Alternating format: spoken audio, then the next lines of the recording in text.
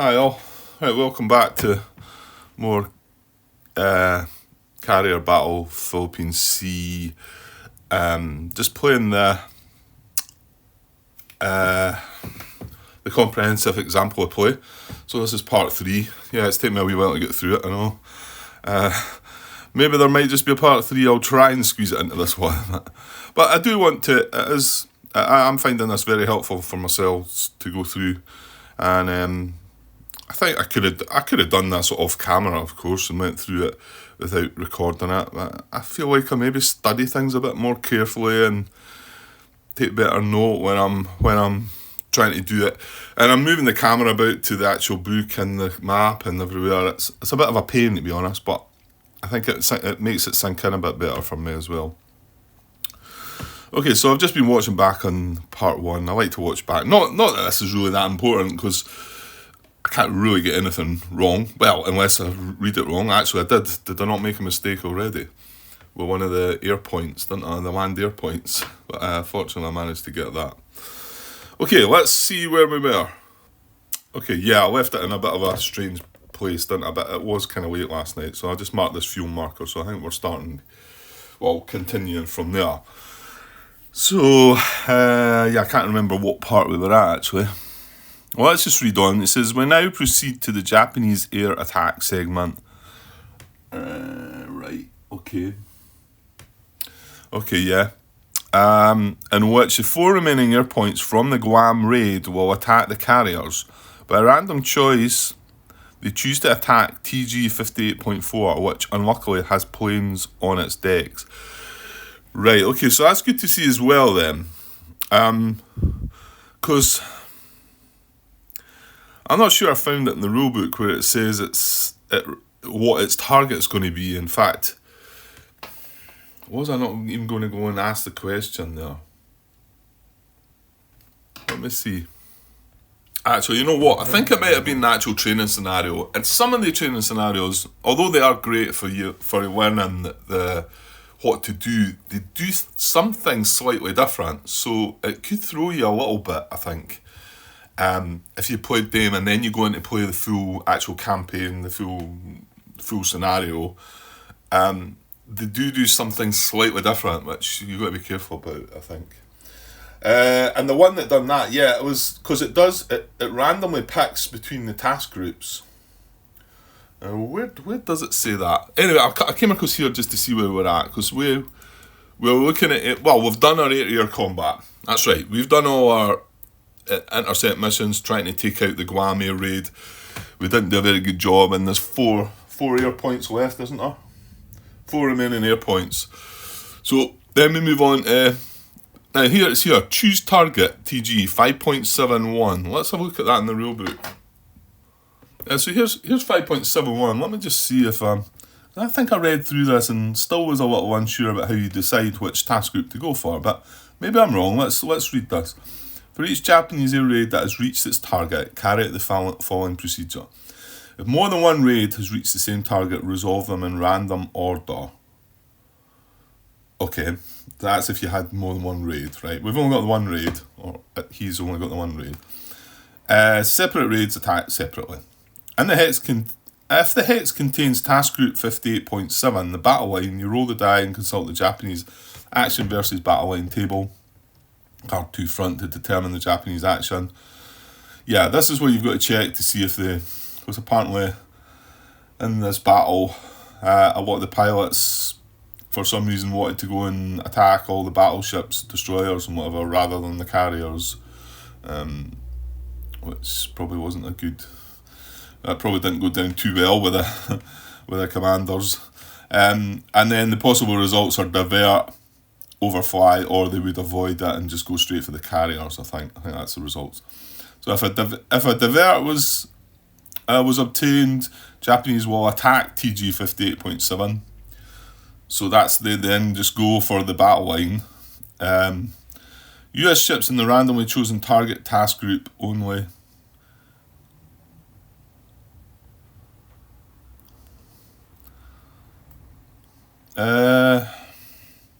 Each Japanese air raid has reached, if more than one raid, separate raids that attack separately. 1 if the hex contains 2, if a divert result was obtained, they'll attack 58.7. 3, US ships in the randomly chosen target task group only use anti-aircraft fire. Well, I think that's it telling you there. I feel like it must say it somewhere else that you choose a task group randomly. I mean, it does say it there that it's randomly chosen. So I think you would go through this die roll first, because it could end up you could randomise between the task groups and then attack the battle line. So it wouldn't. So I think you're better checking this first. Now, do we not check that then? Actually, I just started reading on at the example of play there, and it starts talking about something else. There's something, because I did look it up in BGG and somebody was talking about it. If you've got the choice of carriers to choose from, you choose the one that's nearest to you, and then if both are nearest, I don't know, there's a way to look at there's something in here that tells you that. I'm not going to delve into it just now. It's just that obviously this carries on talking about as we go up here. So it says by random choice they choose to attack TG 58.4. So I don't know if we've rolled for the battle line or not here. Does it talk about? Oh, actually, no, it does. So it's decided randomly that it's going for that first, and then let's just carry on up top there. So it says when the rules prescribe random choices, players can implement this however they wish. For example, a choice between two alternatives might be done by rolling odd, even, or high-low on the one die. Okay, I'll look more into that about how we decide. I'm sure a decision can be made before it's random. Of course, the thing is, these are all in the same hex, aren't they? So anyway, it's rolled between the 4 task groups and it's got number 4. But here it does check the battle line. So it says first we resolve their interaction with battle line, TGA 58.7, not shown in the figures. Yeah, it's not going to that out here.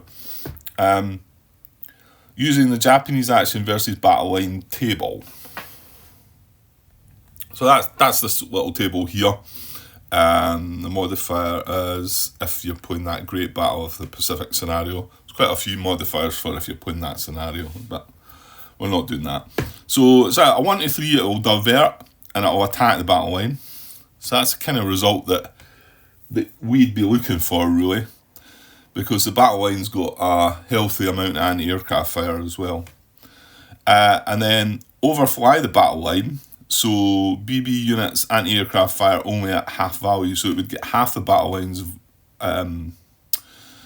anti-aircraft fire. Then I think it would get the anti-aircraft fire from the actual task group that it went for as well, I think. And this one, 8 to 10, would be avoid, so they completely avoid all that, and there's no anti-aircraft fire from the battle line, and they just go on to attack the actual task group. But the actual task group has anti-aircraft fire as well, I believe. Right, so I guess it probably avoids that, but let's see, maybe not. First we resolve the interaction with the battle line, not shown in the figures, using the Japanese action versus battle line table. The die rolls is 6, so the battleships in battle line get to fire at 1/2 AA value, a net of 65. Right, so that's the one in the middle where it's going to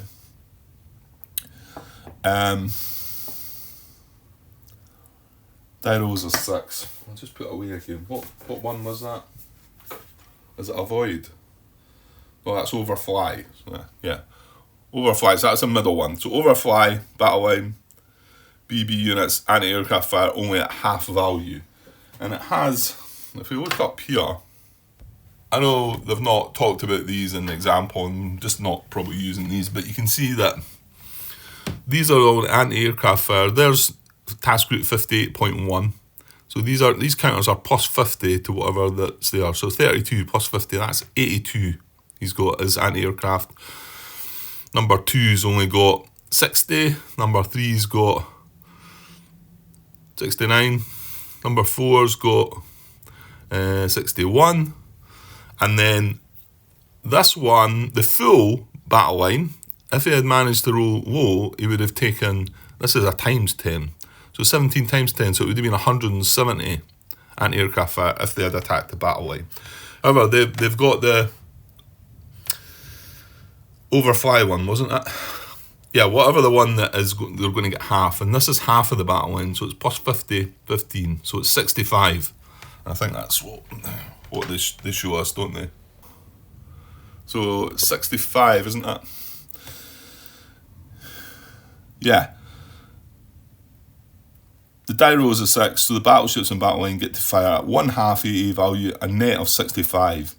So there's a chart for that as well. Here we are. I'll put it over that side. So this is the chart for anti-aircraft fire. And again, you just round down to the one that's nearest. So we're looking for 65. Well, we can't get up to 70, so we'll look at 60.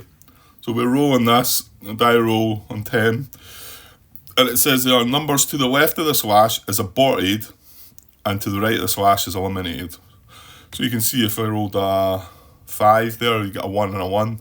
So 1 air point would be aborted, not be able to carry out the attack. And 1 air point would be eliminated.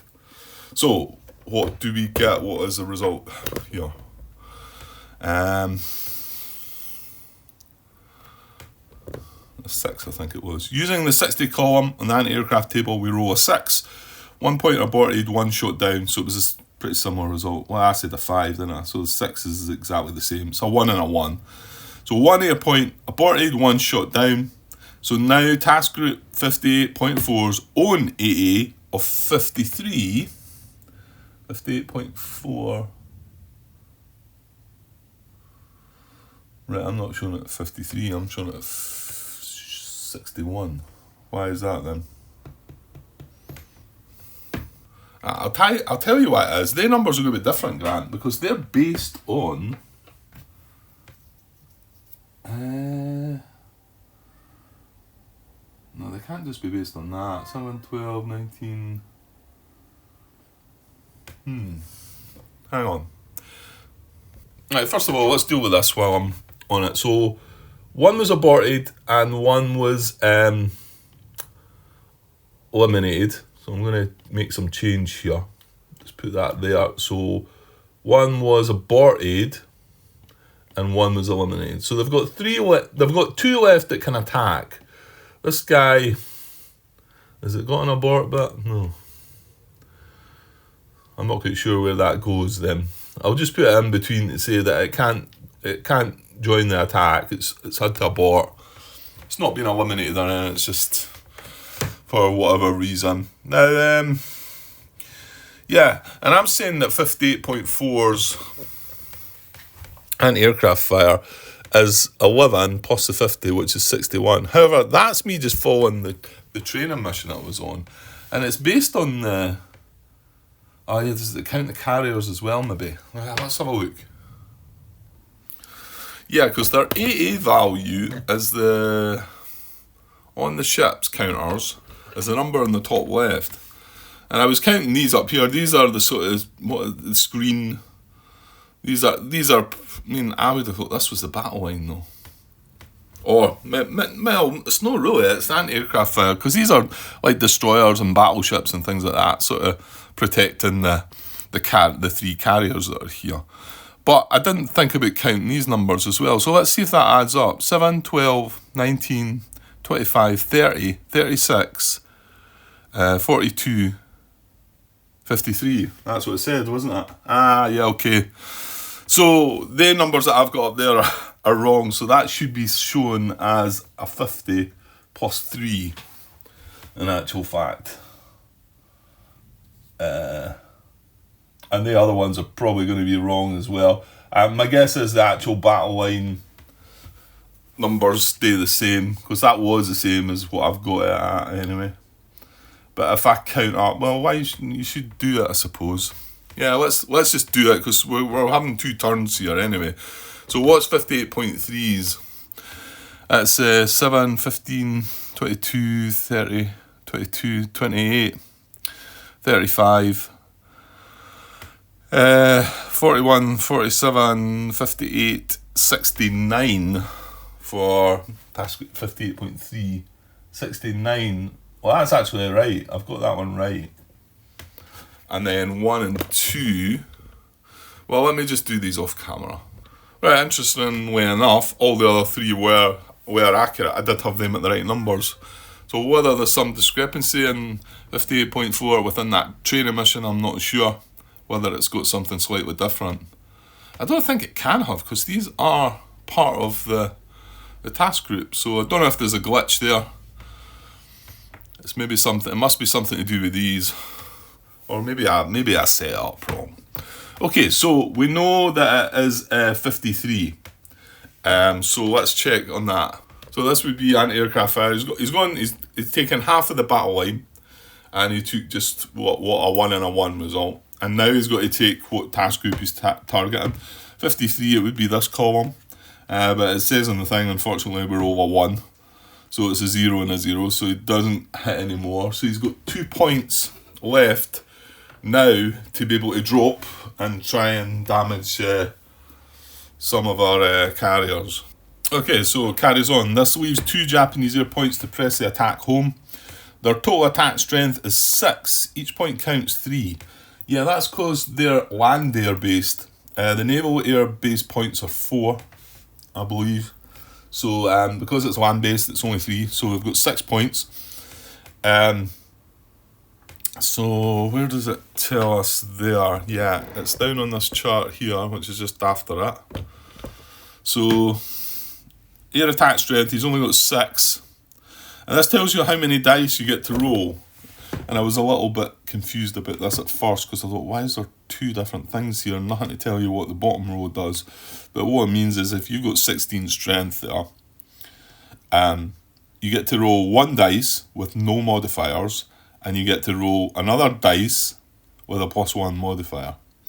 And you roll these separately, and they're separate attacks. That's a mistake that I made as well. I rolled them both, like say I rolled that and I got a 5, then I rolled that and I got a 6. I would add the 5 and 6 together. You don't do that. You do them separately. So he's got a strength of 6. So you can see there that he's only getting to roll 1 dice. And it's 1 dice and it's not got any modifiers. Right, let's see how he gets on then. So the total attack strength is 6. Each point counts 3. Their attack die roll chart states that they get attack die roll with 0 modifier, like I've just said. By random choice, they attack the USS Essex. See. So again, they're randomizing. They must just randomize between the 4. Well, actually, they're attacking three carriers, aren't they? So I'm assuming there is randomised between the 3 carriers then. Okay, so it says by random choice they attack the USS Essex, a CV. There are 2 units ready on the flight deck. Yeah, this was the bad thing about this. Let's have a look. Yeah, so attacking task group 58.4, and that was all its air stuff, and that's its kind of, just like I say, protection round about it. So we've got through all that, and now we're going to drop some bombs. I'm assuming we randomise between these 3. I don't think these come into it. I think it's just these 3. So we've randomised to that. Now there's aircraft ready on the flight deck here, and that was the concern. There's 2 aircraft on the flight deck of the Essex. So let's see what the downside to that is. There are 2 units ready on the flight deck, giving the Japanese a +4 modifier. Let's have a look. I think this is this table down the bottom. This is air attack damage table. There's a modifier there, -1 if it's dusk. Japanese attacks only, +2 per unit ready on the flight deck. That's huge. Yeah, okay, so you can see they're getting a +4. +1 if has landed an aircraft on the flight deck. Okay. If it's landed an aircraft on... yeah, if it was in the landing box. Yeah, okay. +1 if air units in the servicing box. Yeah, so that's why they were keeping them out of the servicing as well, because these modifiers are going to be pretty big. If we were attacking them, Apply modifier from Japanese attack table. +1 per air point and servicing box of turnaround track for this force. Yeah, okay. That's if they've got anything in their servicing box, I think. Okay, so you can see that they're going to get a +4 to this. And then we just roll the die roll and see what number of hits we're going to get. So +4 modifier. The die roll is 0, red is 10. Ouch. Okay, so modified to 14, and it's going to be 7 hits. That's there. That's the die roll of 14 to 15. 7 hits. Not nice. So now I haven't looked at damage effects. This is one of the rules I've not quite got. I think it's nearer the end, so we might be getting a look at that just now. It says consulting the US damage effects summary chart. Let's see if I can find that one. Okay, there it's there up the top. Like I say, I haven't looked at this. This is rule 12. I think that's about as... I was just on that bit. I think I was just reading that. I know I should have read right through the rules, but I just wanted to get going. I've tried to read the rule book a few times and just struggled a bit, so just wanted to get going. And I thought by going through this, we might be able to... Yeah, I dare say if I start playing it myself, I'm more than likely going to make some blunders, but hopefully I can put the videos out in a way that it'll let people maybe point out my errors before I carry on too much, but we'll see. So US damage effects summary. So is this another dice roll we've got to have? It's a CV we're rolling on. And then, so there's some flight operations and other effects. What's going to happen to the anti-aircraft, the damage level. Right, well, let's see what the results are. Like I say, I've not delved into that yet. So 7 hits. We see this as serious damage. Oh, okay, is that the number of hits up there? So if it was 7 damage on a CV,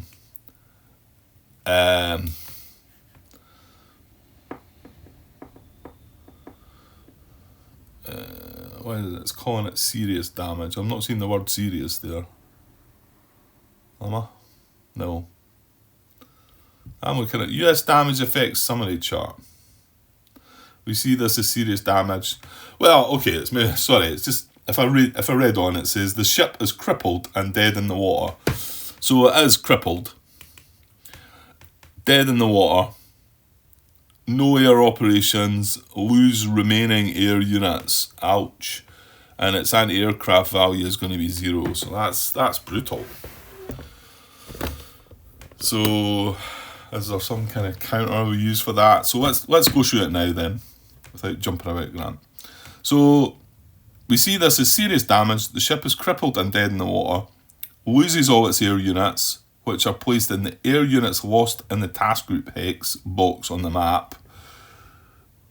Okay, and cannot conduct flight operations.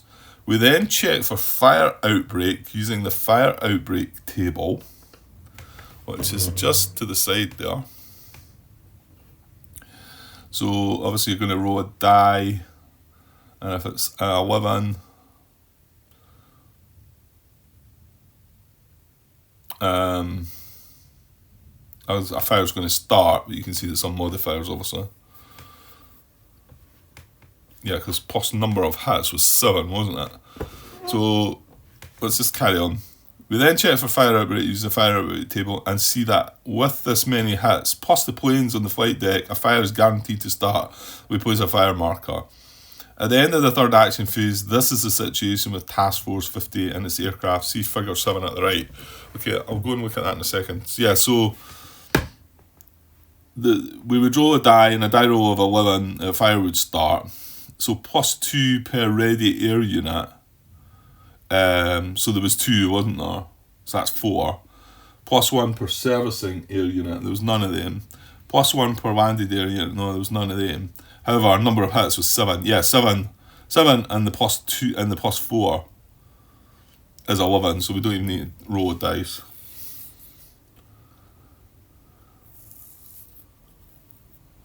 Yeah, okay. And then that's the sort of situation at the moment then. So just looking up there at that looks like what I've got, yes. Now these probably weren't interfered with, but you can see there is here. Yeah, so it's got 7 hit markers on it, isn't it?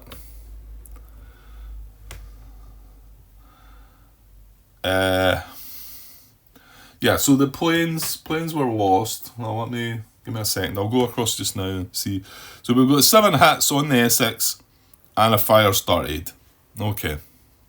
So that's the situation there. It's got 7 hits. It's a fire, number 1. There's different numbers of fire. I noticed there was a bit that talked about fire spread in there. So, and obviously these 2 were eliminated. These 2 fly on the actual flight deck. And they go into this box here. Sorry. Air units lost in task group hex. So they go in there. So that was pretty bad. And that was only two land air points as well. I mean, admittedly, they did get some good results with the die rolls there, I think. They were kind of on fire. Okay, so that's Action Phase 3 finished. Let's just double check while we're down there. Is that right? So we've done the Japanese choose a target. We resolved the battle line and the anti-aircraft fire. We've done the air-to-ship combat. We checked for fire. We would then come down here to the US air attack segment.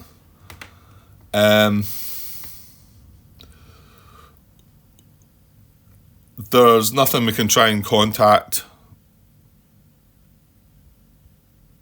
No, to try and contact something, we need to actually have it spotted and located and whatever. So going through them, there's none of that. And then clear inoperative flight decks. Right, not sure what that means. Clear deck crashes. Well, there's none of that. We do have a fire, and then advance the phase marker. So phase marker moves on to number 4. This moves back up to move all air raids, and we go on with phase 4. Right, I'm going to see if I can stop jumping about so much, but no guarantees there. I thought I might just squeeze in, and you know what? I think it's going to take another video to go through this, but whether that's a bit extreme, 4 videos just to go through this example play, 4-hour videos. That's just how I do things. I'm enjoying myself, okay? That's the main part, right? So the 4th action phase begins with the Japanese air movement. And yeah, now the Guam air raid returns 2 hexes towards Guam.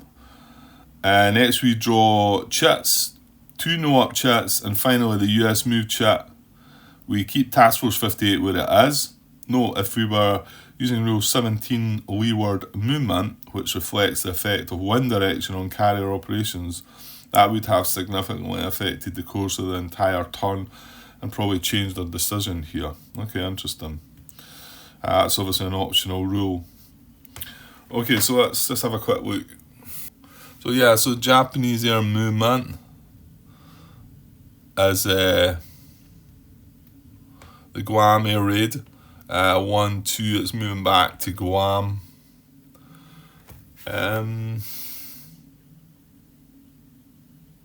Again, should we not have randomized that hex? When it was coming out, we randomized where it went. You know? Because that could go 1, 2 there and be 2 away from Guam. It could go 1, 2 there and be 2 away. Or it could go 1, 2. It could be either one of these 3 hexes again, couldn't it? I'm just putting it there because it looks like that's how we'd look at it. But it's still 2 hexes away, whereas so's that. And when we were flying towards there, we randomised, didn't we? It doesn't mention it in there. It just says the Guam air raid returns 2 hexes towards Guam. Whereas, yeah. And again, this it could be relevant, couldn't it? Well, actually, not really, could it? Because if they're going to move, no matter where it is, it's going to be 2 hexes away. But if we had an intercept mission here, and we choose to put it here, then it'd be 2 away, whereas if we put it there, it'd only be 1 away. So sure that does. I'm going to look back to the bit where it flew in the first place. Yeah, it says when we consulting the intercept range table, this is when we first put the Guam air raid out. The result becomes a 2 hex distant. And then it says there are 3 hexes which qualify, we choose randomly, and the raid ends up being placed in hex 1506. So is that only when we're placing the air raid going out? It might well be. You know, but you can see what I'm saying there. That could be. There's no difference to it. It's still 2 hexes away from Guam if we move it there. And it could be relevant to what we've got round about. I mean, I'm just putting it there. Yeah, I'll maybe look more into that. Maybe if the time crops up when I'm playing the game and it does make a difference, maybe I will randomise, or maybe the better thing to do would be to go and have a look. But it could be the case that, you know, if you do have the choice, did we not just read recently where it said, yeah, when the rules prescribe random choice, well, it's not saying this is random here though, is it? When this flies 2 hexes back, it's not. Well, maybe it does in the rules. Maybe this example of play is just not saying that. Right, there's the relevant part to moving that raid out. This is when we were creating the raid, and we'd roll on the intercept range table. It shows the range. Raid will be placed at the specific distance from the target. Count along a direct line from source to target. Note, the source is the force which launched the strike. The target is the target US force as determined in 10.1b. Case of ambiguity, prefer a hex containing no US aircraft. So in actual fact, it would do that before being random. So yeah, so if it was going to fly from Guam 2 hexes and we had the choice of 2 hexes, one had a US aircraft in it, I would prefer the other one. And if there's still ambiguity, resolve randomly. Okay. So what about, right, and it says, a raid moves 2 hexes per Japanese air movement segment. US units do not affect this movement. The raid moves directly to its target task group along a straight line from source to target. If there is a choice of 2 hexes equally along the straight line, pick randomly. Okay, and even when the raid's coming back, there's a raid to return right there, Grant.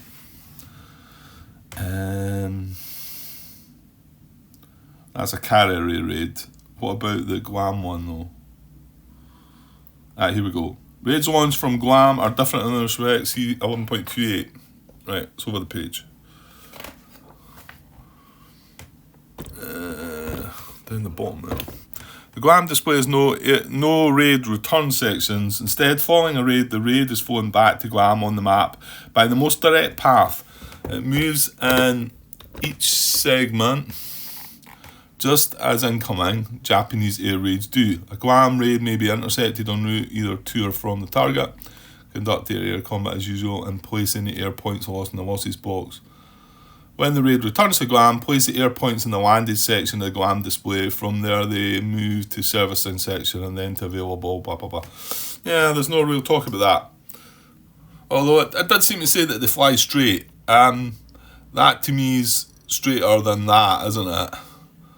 And even that does look like the straight line to it. Yeah, it's maybe not a huge big deal here, Grant. Look, if there's some ambiguity, as to say, we'll randomise it in the future. But that looks like the hex it would go there, I think.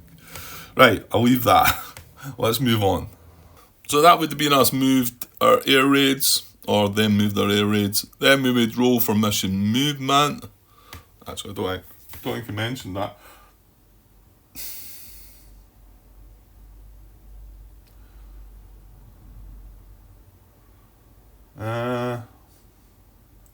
Why are we skipping by that?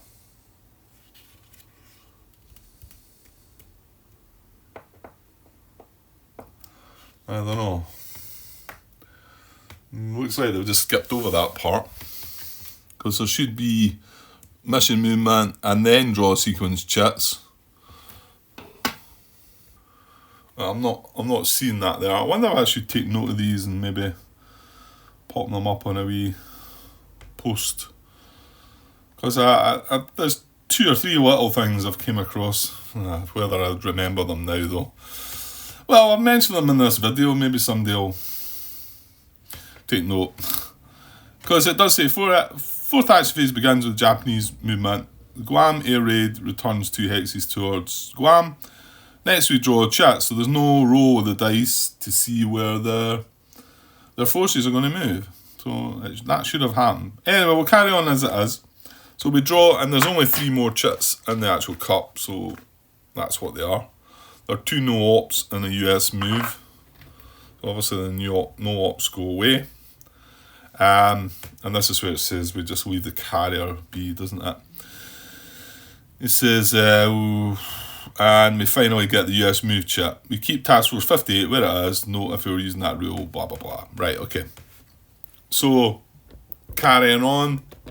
We have no US air movement. So that's obviously the next step. I'll just move that on in this sequence of play. You can have a look at it yourself if you're following along. There's nothing to move.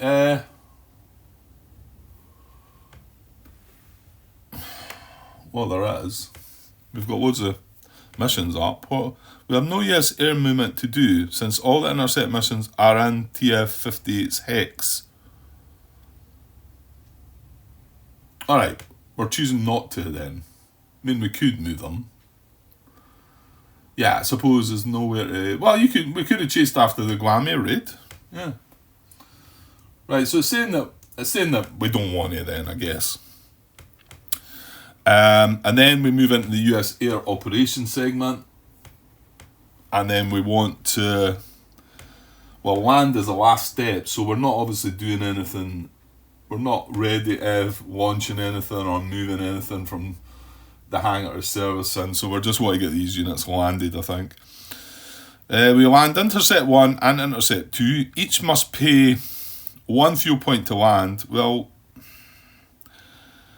to me, they should be paying 1 fuel point before landing as well, shouldn't they? So that's been skipped by and all, isn't it? I mean, it's saying we've nothing to move. But you can't just hover about. Well, you can go around the circles, but you're going to spend fuel. Well, I might be wrong, but that seems to me to be a bit of a glitch as well. Because in the US air movement segment, if these flights hadn't moved, they're above my carrier, they're above the carriers, but they would still spend 1 fuel to sit there. However, I better not mess with that because... well, hang on. Yeah, I'm not going to mess with that because they've just obviously skipped by that. To me, I think that's wrong, but I could be wrong too. I'm just learning the game. In the US operations segment, we land Intercept 1 and Intercept 2. Each must pay 1 fuel point to land. Right. So Intercept 1 pays 1. Intercept 2 pays 1 and moves up to 3 critical. So let me get them out of that hex. Was it's 1 and 2, 3 and 4 are still in there then. So we've got 1 and 2. I'm putting them in a place where you can't see them. Anyway, they're intercept mission 1 and 2. Right.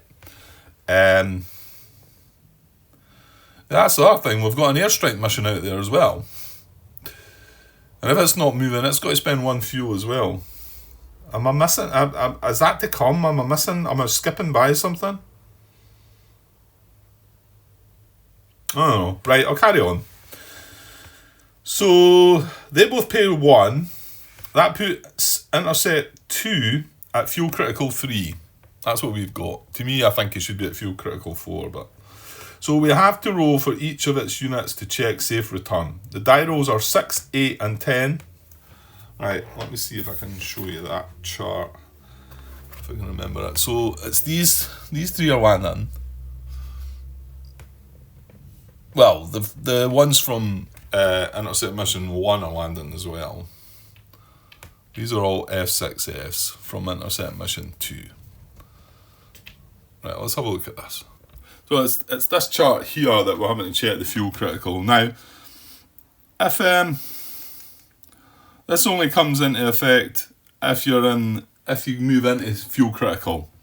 So Intercept Mission 1 just lands comfortably. It spends its one fuel and lands. That's fine.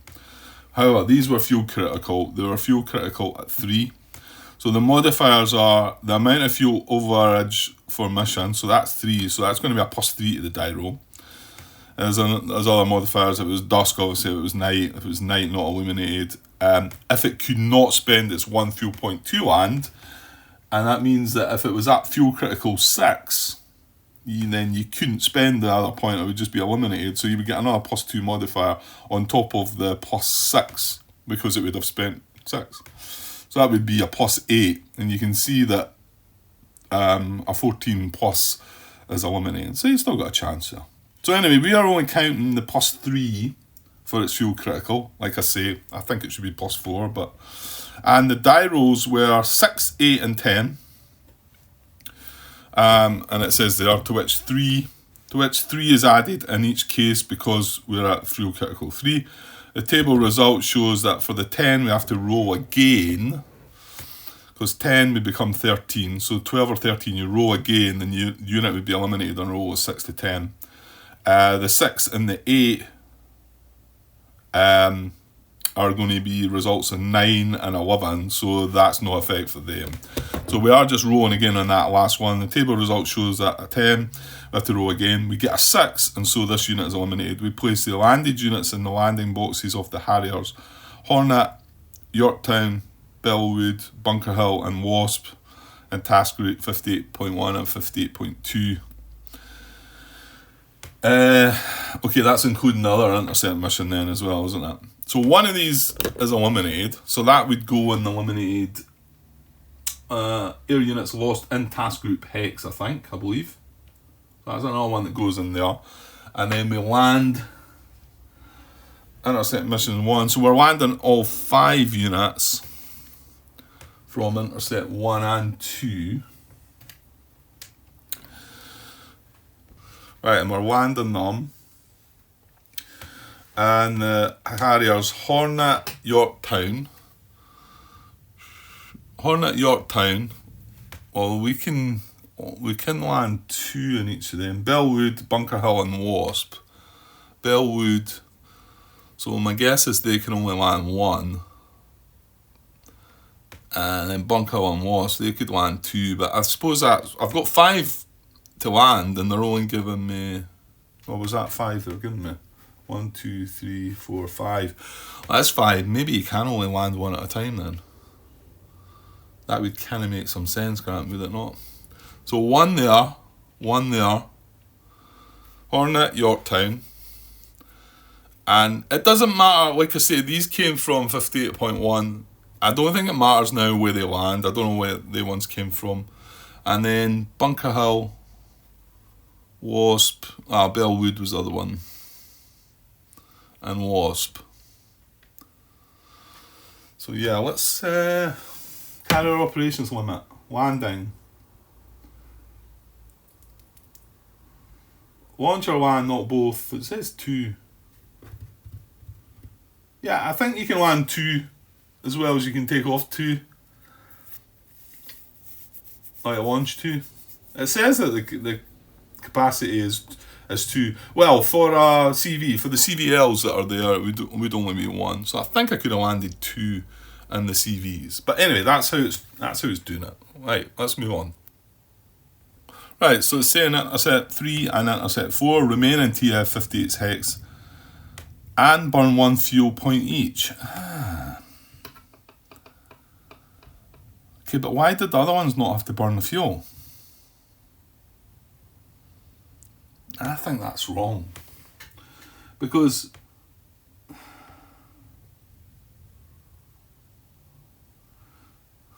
this land segment is in the US Air Operations segment. It's much further on from what Move All Air Missions was. That seems wrong to me. But, so 4.4, let me see here. So this was way back, the US Air Mission Movement. US air missions move in every US air movement segment. A mission moves from hex to hex. Okay, we choose not.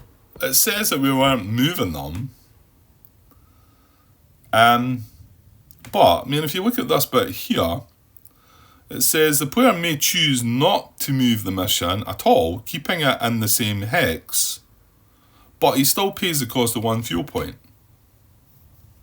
So I don't know, because we were landing, if that skips by that, but I certainly don't see that.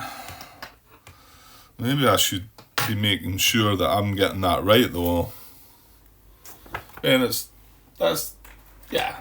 I dare say it could be wrong here, but I'm starting to doubt myself, obviously. You know, I mean, I think Intercept Mission 1 and 2 should have already spent that fuel point first before they then go into the land bit. This should happen all in the move air missions segment. The US air movement segment. We're in a completely different segment now. Or are we? Hang on. Is that not... Do we not just land in that air operation segment? Or can we just land there? Maybe I'm getting this wrong. Hang on. I think I have some questions that are arising to me here. I think when I initially started looking at this game, I felt like you could be landing within the air movement. You would think that was something that happened. But then when I started looking at the game turn flowchart and the sequence of play, the land section is at the end of the US air operations segment. This is within US air movement here, and it talks about an air mission must pay 1 additional fuel point to land, over and above the cost to move into the landing hex. Well, in this case, we weren't moving into the landing hex, and we were paying the 1 additional, but it seemed like we were able to avoid the paying 1 for this actual mission movement segment. And that's what I thought was wrong, that they had missed out. But it might just be that they can land in this section, in this segment. I don't know. I mean, it's not. I don't feel like it's telling me there that it's clear that we can land here. But that's not to say that it's not quite. That it is quite clear somewhere, and I'm just missing it. I think this is kind of important to find out, actually. So I think I might go and ask a question, because. Because if we are, I mean, I would have been charging them an extra fuel point. This would be fuel critical 4 at the time, and maybe I'm got that wrong. The way that's written, I've got that wrong, but I was thinking that they've maybe got this wrong here, but that's maybe not the case. Maybe they can land in this air movement segment. Okay, give me a sec. What are we at? 48 minutes. Well,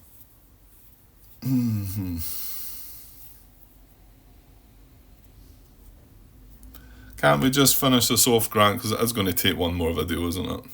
Actually, yeah, we can, because this is actually finishing the turn here. So let's just go through and finish this bit. So Intercept 3 and Intercept 4 remain in TF-58's hex and burn 1 fuel point each. Okay, so I'm going to reduce their fuel. 3 and 4. 3 is down to 7. 4 is down to 12. The Airstrike 5 does the same in an adjacent hex. He's just adjacent, so he's not moving, but he's just going to sit in that hex and burn the fuel as well. So he's down to 12 as well. That's the Airstrike mission. Remember, he still can't move more than 2 hexes away from the task force anyway, because he's not got a target. The respective fuel levels are now 7, 12 and 12. Yeah, I got that. To conclude the turn, we have to check for possible submarine attack against the Essex, as it is crippled. Okay, this is new to me.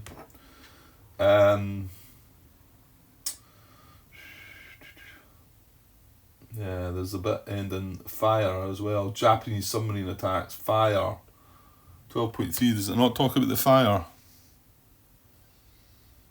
Because it's down there in the last sort of bit as well. I mean, we're moving. Well, move through all that. There's none of that. There's no attacks. Queer deck crashes.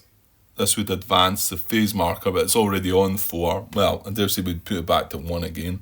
But now because we're on phase 4, we go through this. So, update hit markers. Okay, I'm not sure about that. Hit previous turn to permanent hit.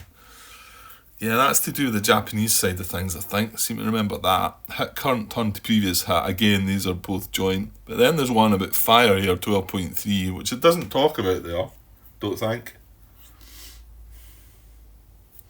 And then we've got Japanese submarine attacks, 14.2, and then we would advance a game turn marker. That would be the end of the turn. I'm just going to check for the fire one. So we're going to look at fire and Japanese submarine attacks.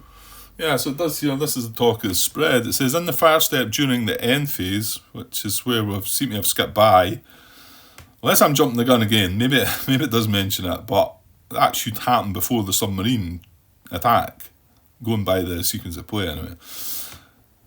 So, in the fire step during the end phase of each game turn, not each action phase, right, you check for possible spread of fire of each fire that is raging. This includes fire started that turn. For each ship that is on fire, roll the die and consult the fire spread table.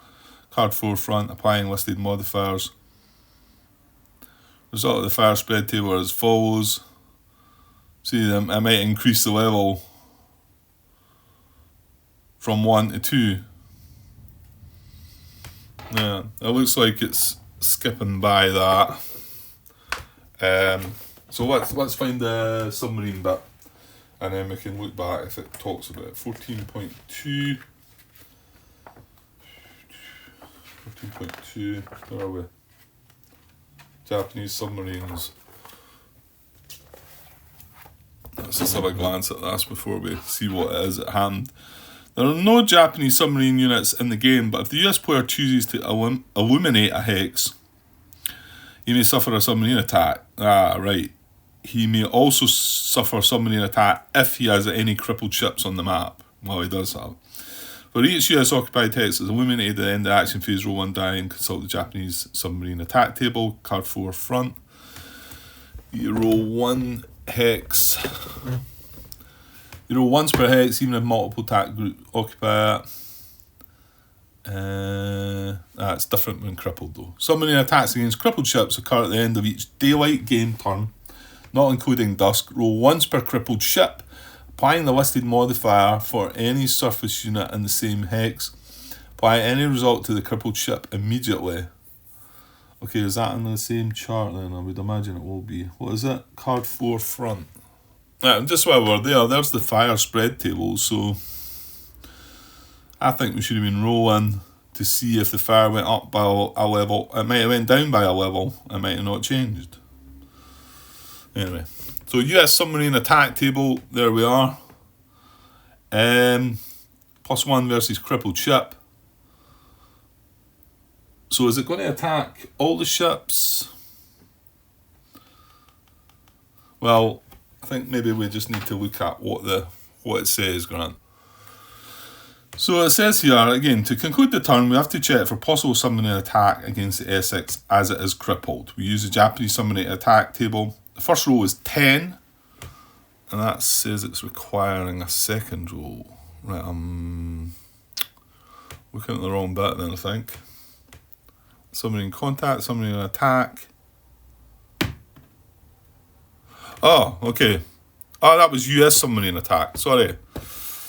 As I'm sure you all noticed. There's the Japanese submarine attack. So, I'll just read what it says here. The first roll is a 10. So, we would roll, and we're just rolling on the Essex here then, the actual Essex one, because that is the one that's crippled. So, I don't think it affects, I thought I read somewhere that affected other ships, but maybe not. So, the first roll was a 10, so we've got to roll again. Alright, so a 1 and 9 would just be no effect. And My guess is then there's no modifiers to that either. The modifiers are within the second die roll, aren't they? So you've only got the luck of actually rolling a 10, which they happen to have done. Okay, it's just to show you what would happen, I say. So this roll is a 3, and it's modified to 4 since the target is crippled. So we roll a 3, and there's the modifiers. +1 to the second die roll if it's crippled. +1 to second die roll if no US destroyer unit in hex. Well, there will be. He's got support there. -3 to second die roll if US destroyer unit in the hex.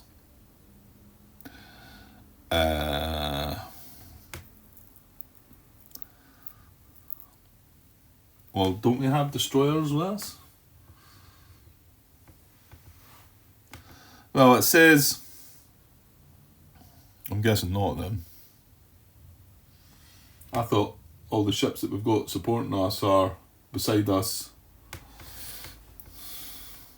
Well, maybe not then. So the roll was a 3. It's modified to a 4. It's only given the +1 to it being crippled. And this is good enough for 2 more hits against the Essex. So a 4 or a 5 would be 2 more hits.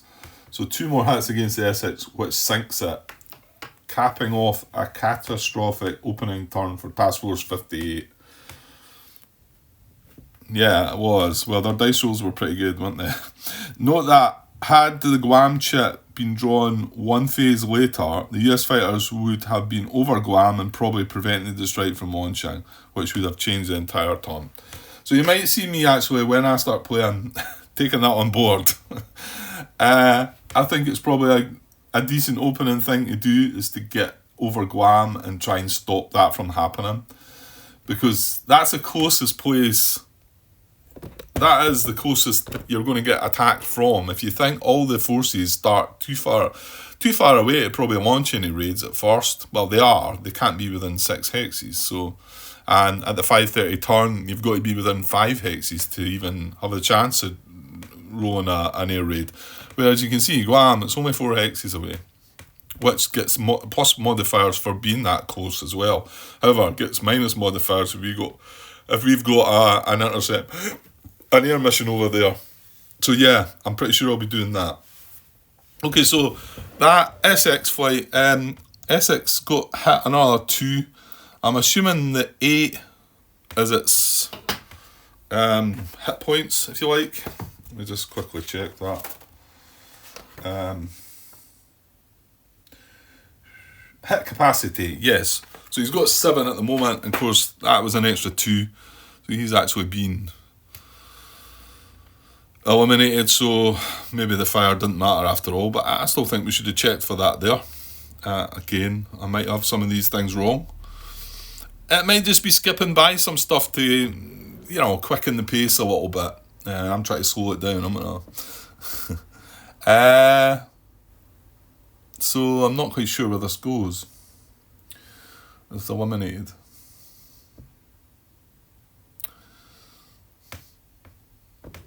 Okay, I don't think there's any kind of box for it, so I'll just put it down underneath where it was on the table there. Yeah, that's pretty bad. Now, what happens to these? They are in its hangar. My guess is these are in trouble as well. It didn't mention anything there, but... Oh, actually, it's not showing the aircraft there as well. Were they eliminated as well, even being in the hangar? Because on the picture there, on the diagram, it doesn't show the aircraft it doesn't show them underneath that, does it? Okay, maybe where was it when it happened? This is when they attacked. Yeah, this is it here. There are 2 units ready on the flight deck, giving the Japanese a +4 modifier. So the ones on the flight deck give the modifier. I was thinking it was just them that got destroyed. So Dairo is 10, modified to 14, 7 hits. We see this as serious damage. The ship is crippled and dead in the water. Loses all its air units. Yeah. Okay, so it's not just the ones on the deck, Grant. So that's, well, when it sunk, these would go away anyways. That's why it's not mentioned it there, because these are actually destroyed at the time the ship is crippled. So they would go up here as well. I'm just going to start piling them up, I think. There's too many of them there. Yeah, that's a devastating first start, isn't it? Okay, and you can see that Guam air raid, well, and the lucky dice rolls. I dare say they gave them a bit better chance of that, just to show you what can happen, though. That's what could happen. Right, so that would move us on to advanced game turn marker. So that moves up to there. That moves to there, and then it's the way up the top there. We're going on to the 650 day. So it does just cover the next day. It is spread over another 4 pages, actually. So, yeah. And I'm at an hour there as well. So I'll leave it for a part 4, yeah. I might come back straight away. I've still got time just now. I'm quite enjoying it. Quite wanting to see what's going on. And if I get this done out the way then this evening, there's a good chance I can get my own one started, maybe. Like I say, you might see some copycat stuff. But then these forces are going to end up in different places. It's not necessarily I'm going to copy the searches there. Yeah, I got that wrong. I was moving these still, even within the fate, but it's only once per turn you actually get that segment. So that makes it much harder. Yeah, but we'll see how things move on. I'm going to hope that this next turn's going to start showing some searches and finding some stuff for us to go and attack. I would imagine they're going to incorporate some of that just to give you an idea of some of the good stuff that can happen. Because that was all pretty bad, wasn't it?